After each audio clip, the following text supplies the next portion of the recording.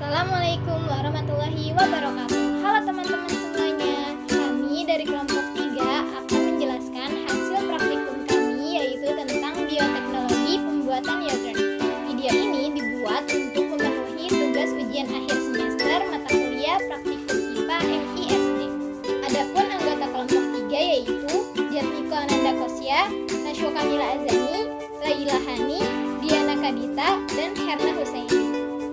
Nah, selanjutnya ada alat dan bahan untuk praktikum yogurt kali ini. Yang pertama itu ada termos, pengaduk, lap, susu, Yakult, wadah, panci, dan kompor.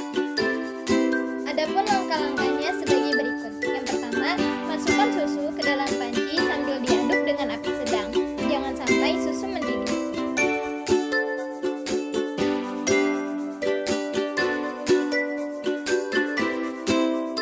Masaklah hingga panasnya 40 derajat Celcius. Kemudian angkat susu lalu dinginkan hingga seperti suhu ruangan. Lalu masukkan susu ke dalam botol stainless steel.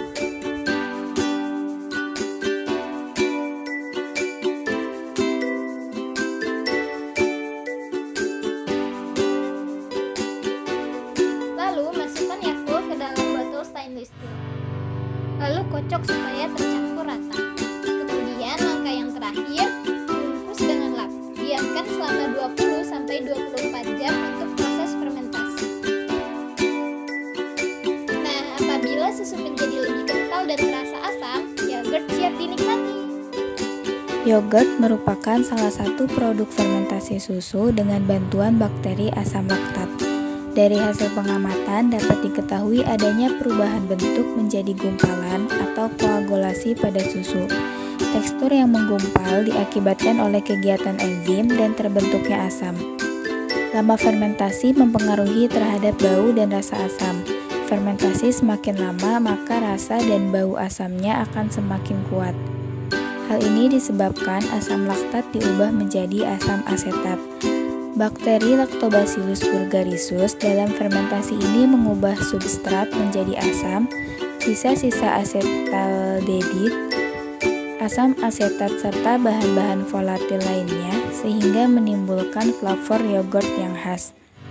Flavor khas yogurt disebabkan karena asam laktat dan sisa-sisa asetaldehid, diasetil, asam asetat, dan bahan-bahan mudah menguap lainnya yang dihasilkan oleh fermentasi bakteri. Asam juga menyebabkan koagulasi protein susu dan membantu mengawetkan yogurt.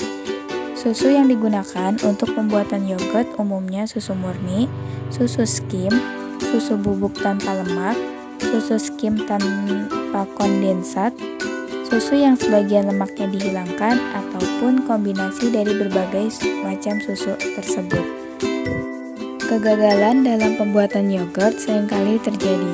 Jika masih mengalami kegagalan, disarankan untuk mengganti bahan yang menjadi penyebab kegagalan, baik itu susu atau starter, dengan bahan baru dari sumber atau tempat yang berbeda. Selain itu, penting untuk menjaga kebersihan peralatan yang digunakan. Kegagalan lainnya bisa terjadi karena jumlah starter yang terlalu banyak atau terlalu sedikit, di mana jumlah ideal adalah 3-4 sendok makan.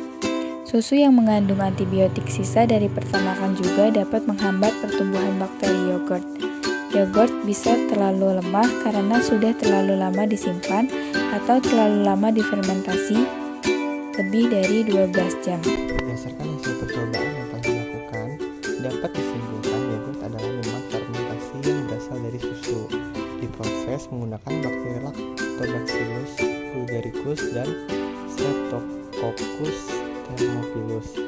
Proses pemanasan susu bertujuan untuk membunuh mikroorganisme yang tidak diinginkan, mengurangi potensial redoks campuran, serta menciptakan kondisi yang mendukung untuk pertumbuhan bakteri inokulum. Pemberian yogurt plain dilakukan ketika susu berada di suhu mencapai 45 derajat Celcius dengan Lactobacillus bulgaricus tumbuh optimal pada suhu tersebut. Bakteri ini mengubah substrat menjadi asam. asetaldehid, asam asetat, dan bahan volatil lainnya yang memberikan cita rasa khas pada yogurt. Tekstur kental pada yogurt terjadi karena ada aktivitas enzim dan pembentukan asam oleh bakteri ini. Lama fermentasi yang mempengaruhi aroma dan rasa asam dari yogurt.